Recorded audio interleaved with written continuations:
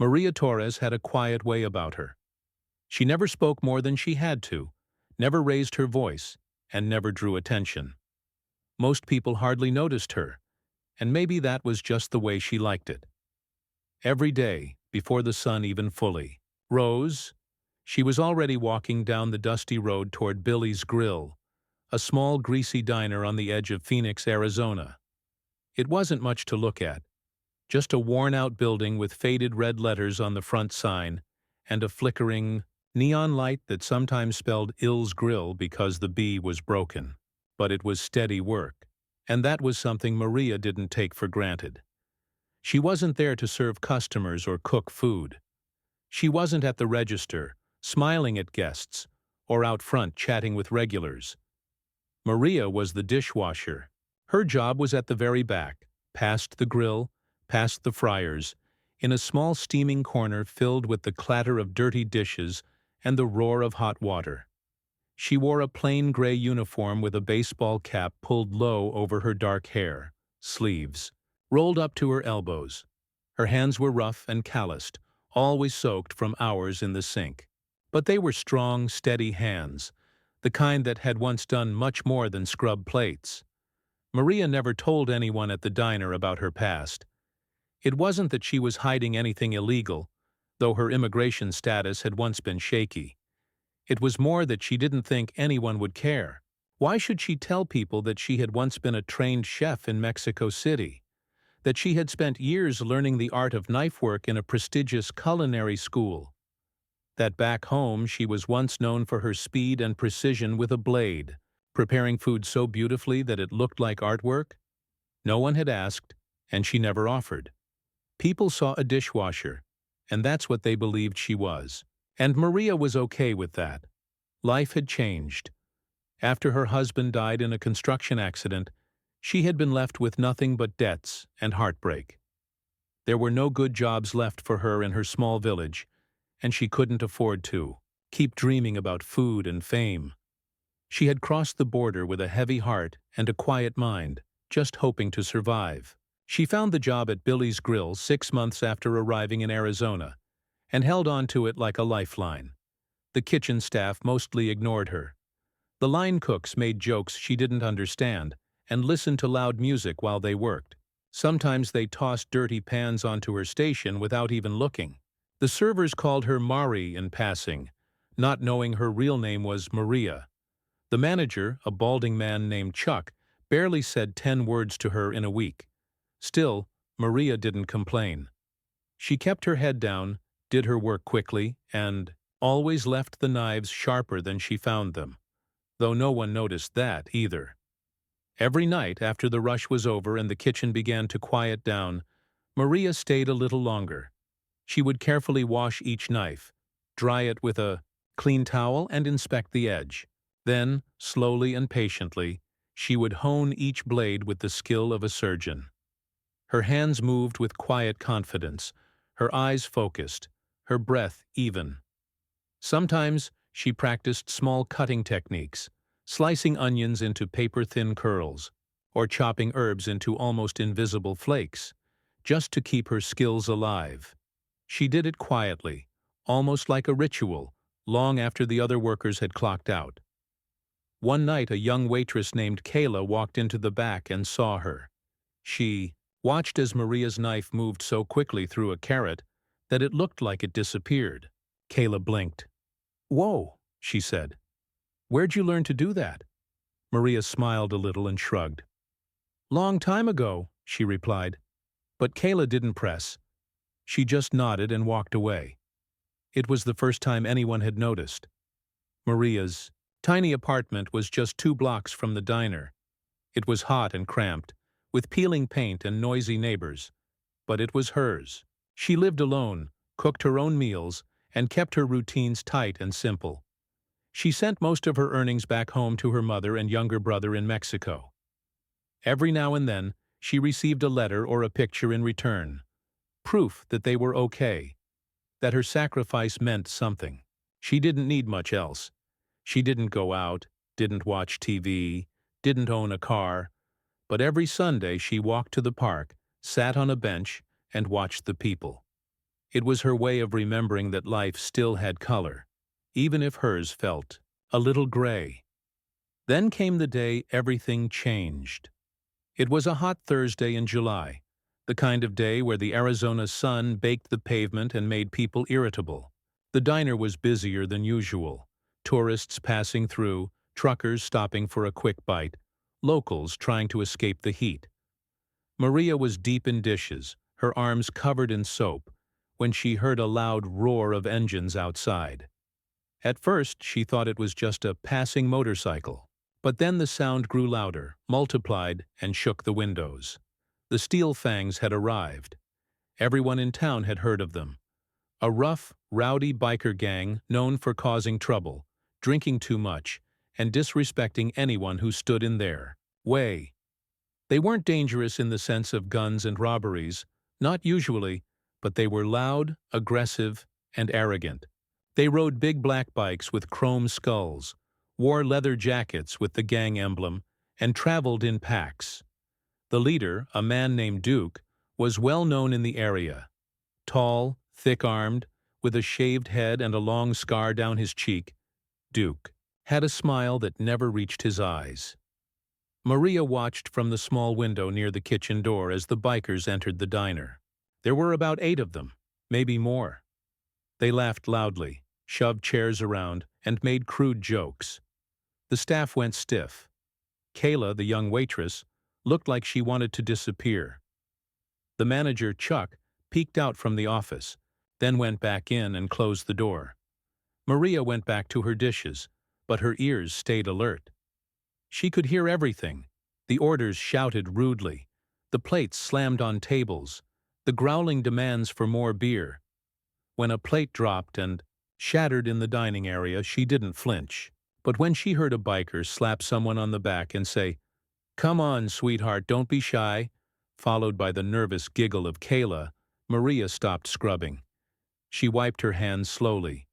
Her fingers trembled, not from fear, but from something deeper. It was the sound of someone young and kind being pushed too far. The same sound she'd heard years ago in her own life, before she learned how to defend herself. Maria looked around the kitchen. The line cooks were pretending not to notice. The fry cook even turned the radio up louder. The chef kept his eyes on the grill, flipping burgers like nothing was happening. No one was going to step in. That much was clear. She walked to the prep station. The knives were laid out neatly, just like she had left them earlier. Her fingers moved without hesitation.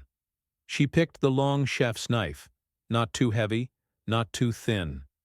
It was the one she always liked the most. The handle felt like part of her hand. She didn't brandish it, didn't wave it around. She simply tucked it into her apron and walked slowly toward the dining area. She didn't know exactly what she was going to do. She didn't want to hurt anyone, but she knew she couldn't keep pretending she didn't hear the things going on. Something deep inside her had stirred. A voice she hadn't listened to in years. The voice of the girl who once trained for competitions, who once dreamed of opening her own kitchen, who once learned to use a knife like it was an extension of her soul. As she stepped out of the kitchen and into the dining area, the room seemed to shift. The clatter of laughter quieted just a little. Some of the staff looked at her in confusion. Others looked away. Duke was leaning back in a booth, his heavy boots on the table, a toothpick in his mouth. Kayla stood nearby, holding a tray and trying not to shake. Maria's eyes met Duke's for a brief second. Then she turned, grabbed a watermelon from the nearby counter, and set it on an empty table. Everyone watched as she untied her apron, took the knife out, and began slicing. The room fell completely silent, and this was only the beginning. The moment the roaring bikes pulled up outside Billy's grill, the diner's atmosphere changed instantly. The Steel Fangs, the local biker gang known for their wild behavior, had come in like a storm. Their loud engines echoed down the street, announcing their arrival to anyone within earshot. The noise was more than just a sound. It was a warning. The regular customers glanced nervously at one another, and even the waiters who were used to handling rude patrons felt a chill down their spines. Maria had heard about the steel fangs from the other workers at the diner. They were troublemakers. People said they drank too much, fought when they got angry, and didn't care who they hurt. The gang's reputation had spread far beyond their usual haunts. Most locals avoided them, but tonight, the bikers had chosen Billy's Grill as their meeting place. Maybe they wanted to show their power or just find some easy fun in the middle of the week. Inside the diner, the usual hum of chatter and clinking dishes was replaced by the thudding sound of boots on the floor and laughter that was too loud and rough. The gang pushed open the door all at once. Their leather jackets, heavy boots, tattoos, and tough faces filled the room like a sudden storm of shadows.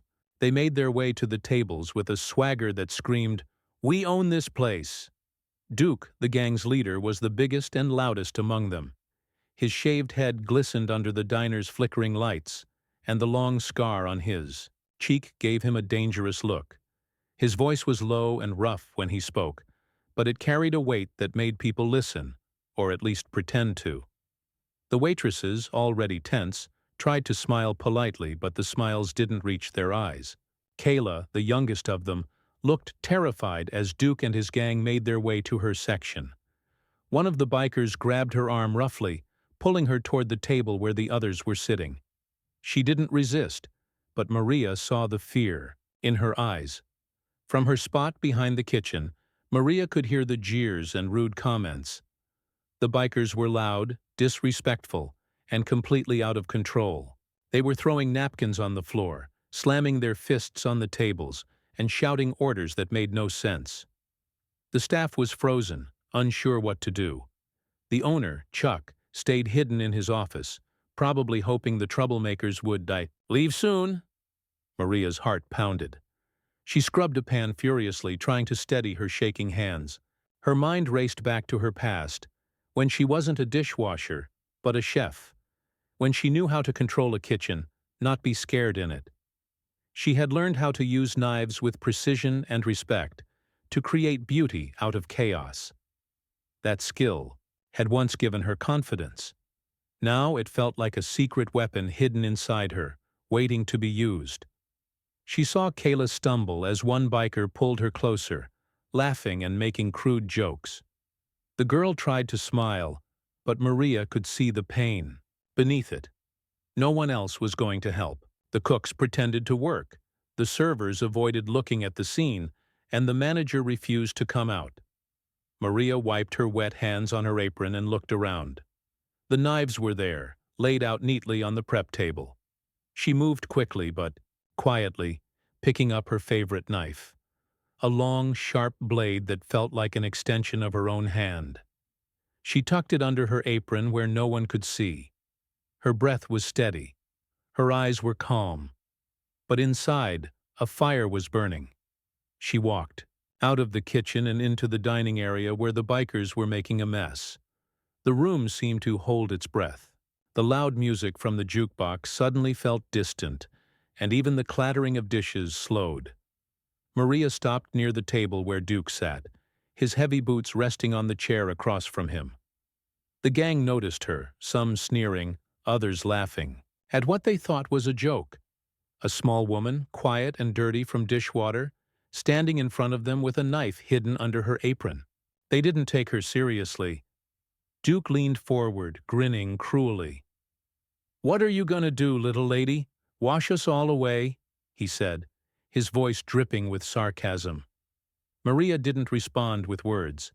Instead, she grabbed a watermelon from the counter and placed it on an empty table. She untied her apron and slowly pulled out the knife, letting it gleam under the dim diner light. The room went completely silent. Even the bikers stopped talking, their laughter dying on their lips. Everyone's eyes were on Maria as she began to slice the watermelon. Her hands moved fast, but smoothly.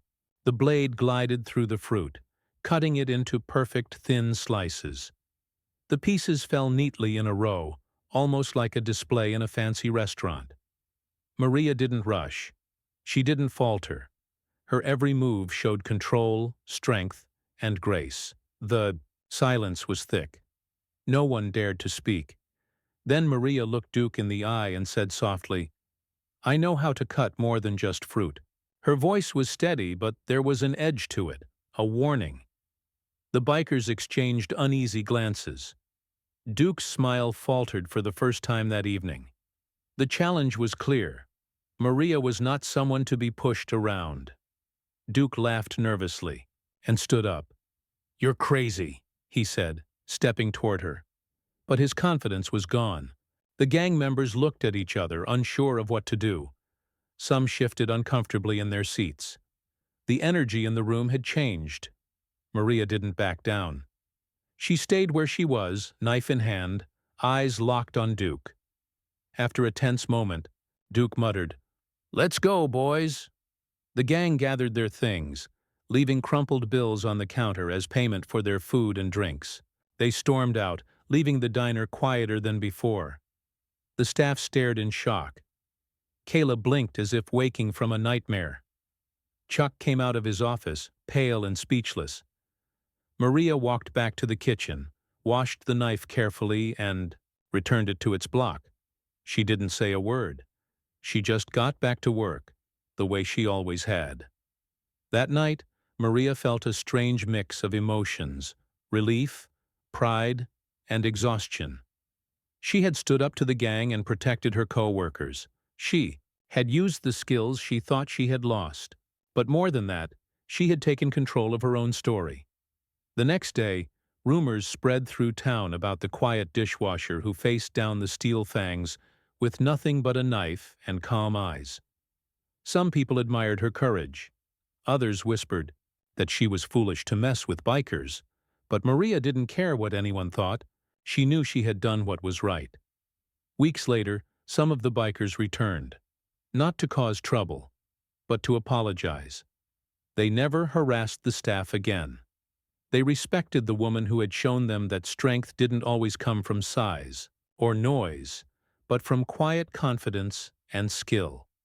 Maria went back to her routine, still washing dishes, still honing her knives in secret. But something inside her had changed. She was no longer just the dishwasher. She was someone who had taken a stand, and they had never seen her knife skills coming. The tension in the diner was so thick that it felt like the air itself was holding its breath. Maria stood in the middle of the room, a long, sharp knife in her hand, the flickering diner lights reflecting off the blade. She had just sliced the watermelon with skill and calm, showing the bikers what she was capable of without saying much. Now, all eyes were on her. The roar of the motorcycles and the loud conversations from moments ago were gone, replaced by a deep silence. Duke, the leader of the Steel Fangs, was the first to break the silence.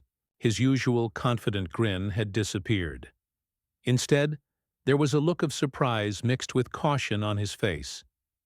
For the first time that night, someone had stood up to him, not with shouting or fighting, but with quiet strength and skill. Maria's knife was more than just a tool for cutting fruit. It was a symbol of control, power, and precision. Duke leaned forward slightly, eyeing Maria closely. His gang members shifted in their seats, unsure what to do next. Some looked impressed, but tried not to show it. Others looked nervous, glancing at Duke for a signal. Maria held the knife steady. Her breathing was calm, and her eyes never wavered. She spoke softly but firmly. "I know how to carve a lot more than fruit." There was no threat in her voice, but the meaning was clear. She was telling them she was not afraid, and that she had skills they shouldn't underestimate. The bikers laughed nervously, trying to hide their discomfort. One of them tried to joke, "She's just a dishwasher. What's she gonna do, wash us away?" But the words didn't carry the same weight. As before, the joke felt forced. Duke stood up, towering over Maria. He stepped toward her, his shadow falling over the table. His voice was low and dangerous. "You're playing with fire, little lady. You don't want to mess with us." But even as he said it, his confidence seemed to be fading. Maria didn't back down. She didn't move her eyes from Duke's face. She just held the knife and smiled slightly, a smile that said she was ready for whatever might come next. For a moment the two of them stood there like that, one small woman with a knife, one large man with a scarred face, locked in a silent battle of wills. The rest of the bikers watched, their bravado melting away. Suddenly, Duke took a step back and shook his head. He looked around at his gang and said, "Let's go, boys." His voice was tired, like he had lost something important. That night, the bikers gathered their things quickly, leaving behind crumpled bills on the counter. They didn't speak or look back. It was as if they wanted to get away as fast as possible. The noise of their boots faded into the night, replaced by the quiet hum of the diner. The staff stared in shock. Kayla, the young waitress who had been grabbed earlier, blinked as if waking from a bad dream. Chuck, the diner owner, came out of his office looking pale and speechless. No one could believe what had just happened. Maria stood still for a moment, her heart still pounding. Then she slowly walked back to the kitchen, placed the knife back in its block, and washed her hands. She didn't say a word to anyone. The moment was powerful, not because of loud words or physical fights, but because it showed what true courage looked like. Maria's quiet strength had changed everything.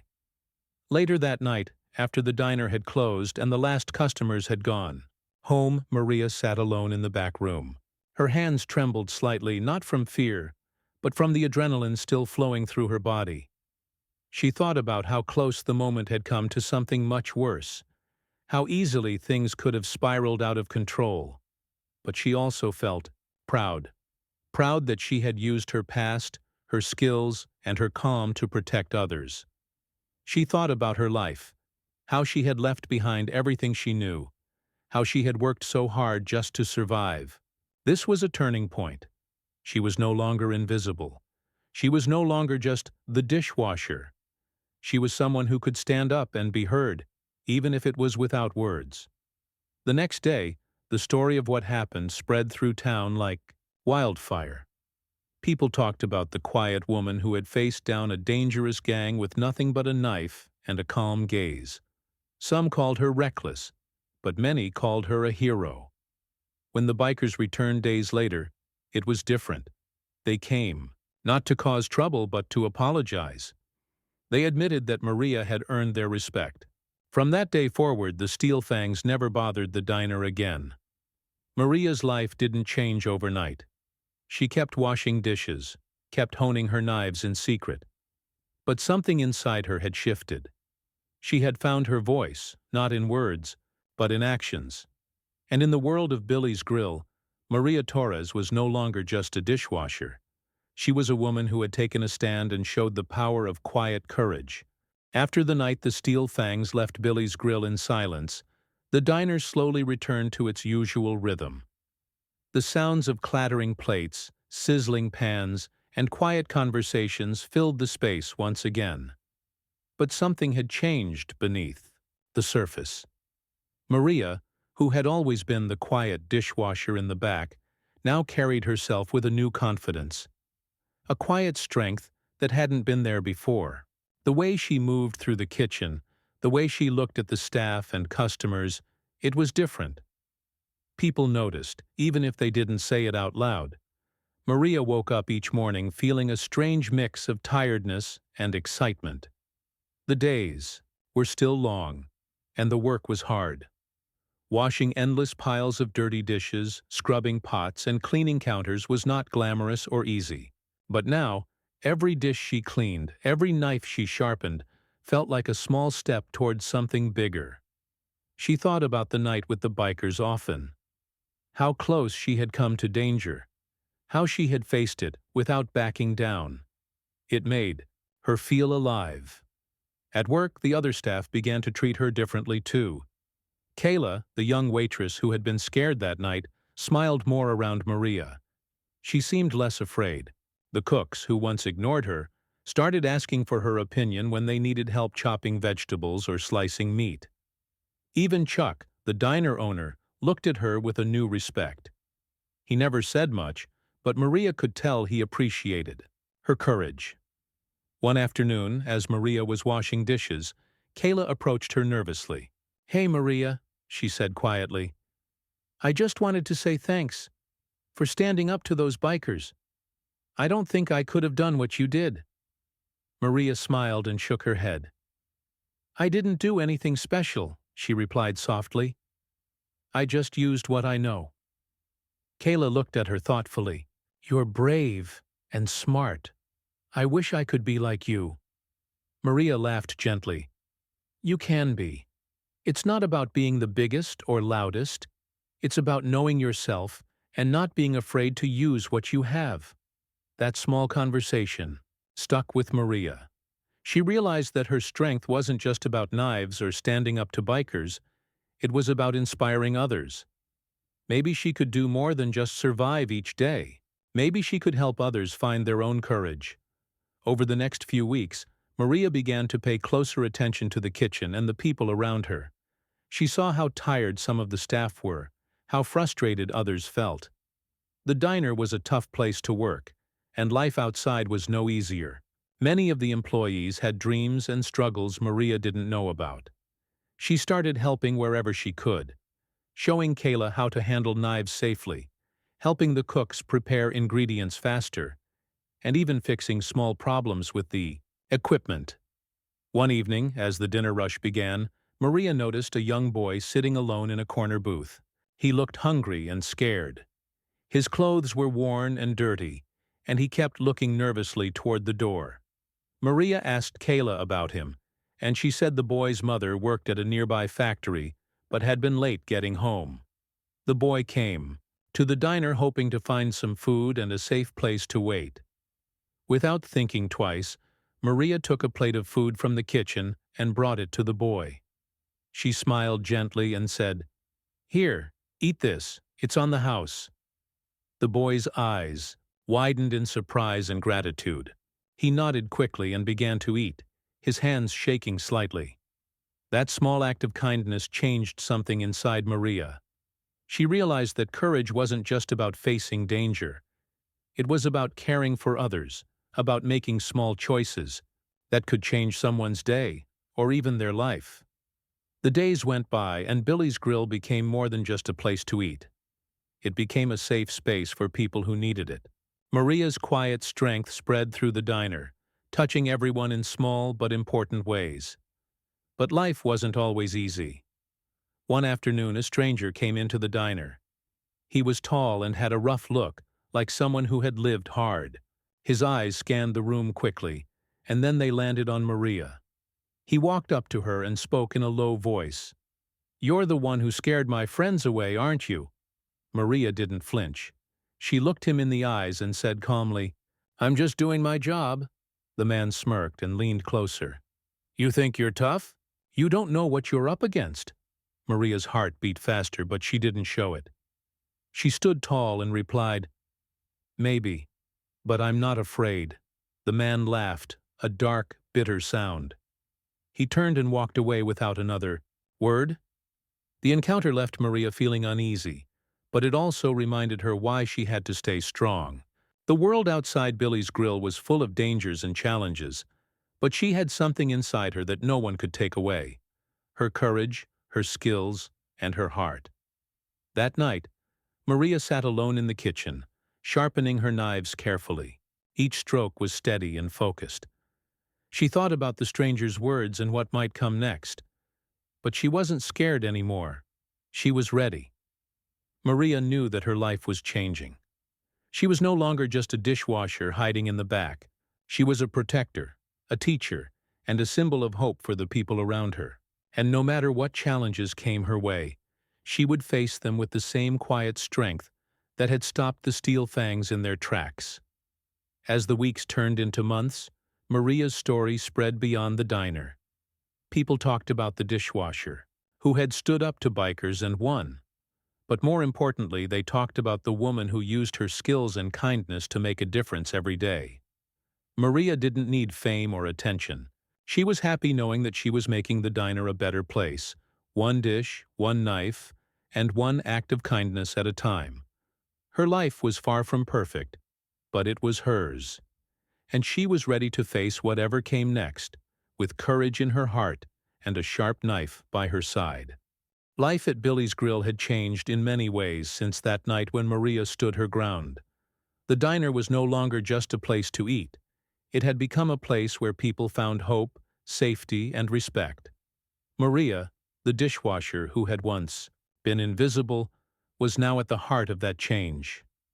Her quiet courage had inspired others to believe in themselves, even when the world outside was harsh and unforgiving.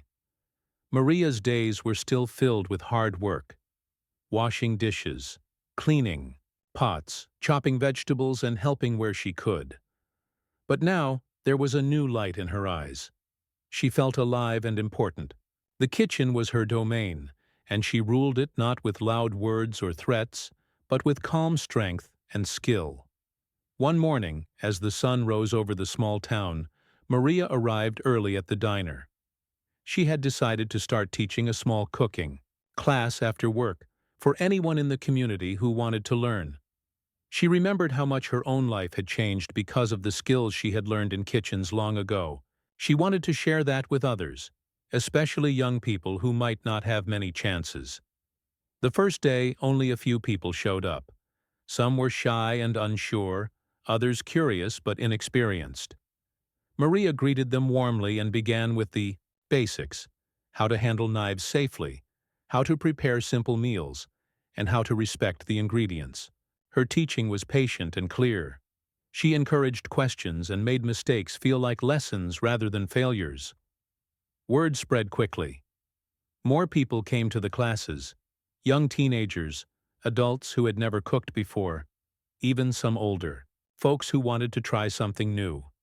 Maria's classes became a gathering place, a space where people could learn, share stories, and support each other. Meanwhile, at the diner, Maria's reputation continued to grow. Customers came not just for the food, but to see the woman who had changed everything. They admired her quiet strength and her kindness. The staff treated her with respect, and even Chuck, the owner, started to trust her with more responsibility. But life was not without challenges. One evening, a group of bikers, different from the Steel Fangs but still rough and loud, came into the diner. They were looking for trouble, and they didn't care about Maria's reputation. They mocked her, called her names, and pushed the tables around. Maria stood in the kitchen, listening to the noise.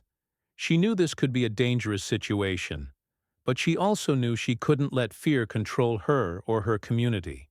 She took a deep breath and walked out onto the floor, her eyes calm but firm. The bikers noticed her and laughed at first, but Maria didn't back down. She spoke quietly but clearly. "This is a place for respect. If you want to cause trouble, you can leave." The leader of the bikers stepped forward, towering over Maria. He sneered, "Who do you think you are, telling us what to do?" Maria met his gaze without blinking. "I'm someone who cares about this place and the people in it. Now you can leave, or I will call the police." The biker's face twisted, in anger, but something in Maria's calm made him hesitate. The other bikers looked uncertain. After a tense moment, the leader grunted and motioned for his group to leave. The diner went silent again. The customers and staff looked at Maria with awe. She had done what many thought impossible. She had stood up to danger and protected her community once more. That night, Maria reflected on what had happened. She realized that standing up was not a one-time event. It was a daily choice, a commitment to herself and others. It meant using her courage, skills, and heart to make the world around her a little safer and kinder. Her cooking classes grew, and with them, her influence. People learned more than just recipes. They learned confidence, respect, and the power of community. Maria's kitchen became a symbol of hope, a place where people could rebuild their lives one meal at a time. One day, a young girl named Rosa came to the class. She was quiet and scared, with a story of hardship that Maria could see in her eyes.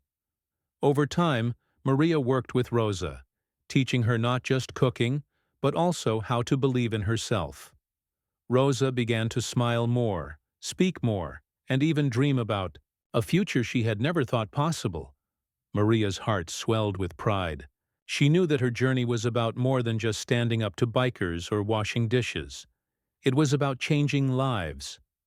As the seasons passed, Maria's story spread beyond the small town. People from nearby places came to learn from her, to hear her story, and to find their own courage.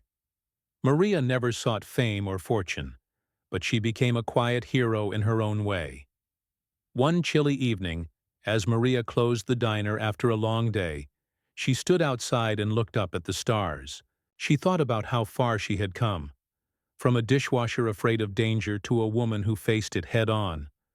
She felt grateful for every challenge, every lesson, and every moment of courage. Maria knew there would be more challenges ahead.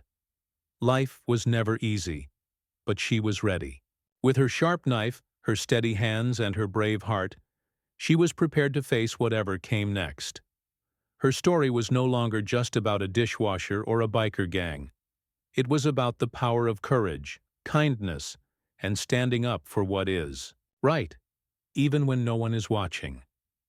And in the quiet kitchen of Billy's Grill, Maria continued to work, teach, and inspire, knowing that sometimes the smallest acts of bravery can change the world.